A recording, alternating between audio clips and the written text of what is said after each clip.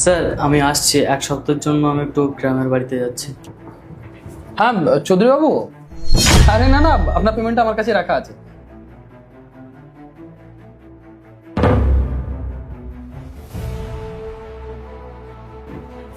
আপনি এক কাজ করুন না, বরং কাউকে পাঠিয়ে দেন, আর না হলে আপনি নিজেই আসুন।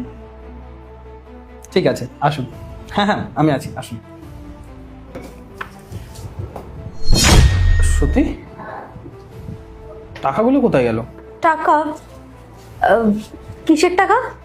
আরে চৌধুরী বাবুর 5 লাখ টাকা রাখা ছিল এখানে, একটু আগেই তো পেমেন্ট দিয়ে গেল।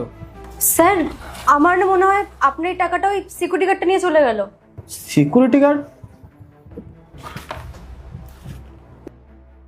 হ্যালো, হ্যাঁ রবেন, ওই সিকিউরিটি গার্ডকে একটু পাঠিয়ে দাও না আমার কেবিনে। আরে হ্যাঁ হ্যাঁ, এখনই পাঠাও আমার কেবিনে। হ্যাঁ এখনই পাঠিয়ে দাও।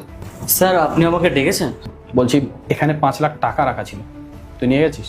না স্যার, আমি কোনো টাকা নিইনি। তুই নিয়ে যাসনি মানে? তাহলে টাকাটা গেল কোথায়? সত্যি বলছি স্যার, দিব্যিকে বলছি আমি কোনো টাকা নিইনি। আচ্ছা, তুই কোনো টাকা নিসনি? তাহলে টাকাটা গেল কোথায়? আর শোন, এই কেবিনে না স্যার আর আমি ছাড়া কেউ ছিল না, আর তুই একটু আগেই এসেছিস, আর তুই চলে যাওয়ার পর থেকে টাকাটা গায়েব হয়ে গেল। শোন, আমি খুব ভালো করেই জানি টাকাটা তুই নিয়েছিস।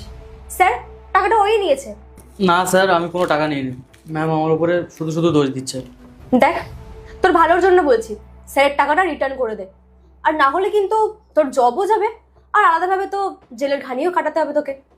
আর স্যার, আমি এই ধরনের লোককে না খুব ভালো করে চিনি, এর একটু বেশি টাকা দেখলে লোভে পড়ে এইসব কাজই করে ফেলে। দেখ রূপম, টাকার অ্যামাউন্টটা অনেক, তাই হয়তো তুই লোভ সামলাতে পারিসনি।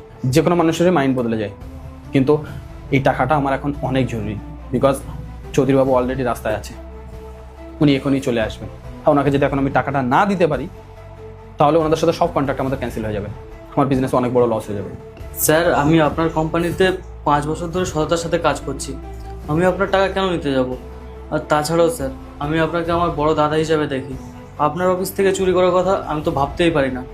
এই শোন, এখানে সম্পর্ক বাড়ানোর না কোনো দরকার নেই, আর আমি খুব ভালো করেই জানি যে তুই নাটকটা কেন করছিস, যাতে তোর ওপরে কোনো দোষ না লাগানো হয়। স্যার, আমি বলছি শুনুন, এরা না এরকম ভাবে মানবে না। আপনি এক কাজ করুন, পুলিশ ডাকুন, তখন সবটা প্রমাণ হয়ে যাবে। আচ্ছা ম্যাম, আপনি এত বিশ্বাসের সাথে কিভাবে বলতে পারছেন যে টাকাগুলো আমি চুরি করেছি? কি প্রমাণ আছে আপনার কাছে? প্রমাণ তো আমার কাছে কিছুই নেই, কিন্তু এই কেবিন থেকে তুই যাওয়ার পরেই না টাকাটা গায়েব হয়ে যায়, তার মানে তুই নিশ্চয়ই নিয়েছিস। স্যার, আমি বলছি শুনুন, আপনি এক কাজ করুন না, এর ব্যাগটাই চেক করুন, তারপর সবটা ক্লিয়ার হয়ে যাবে।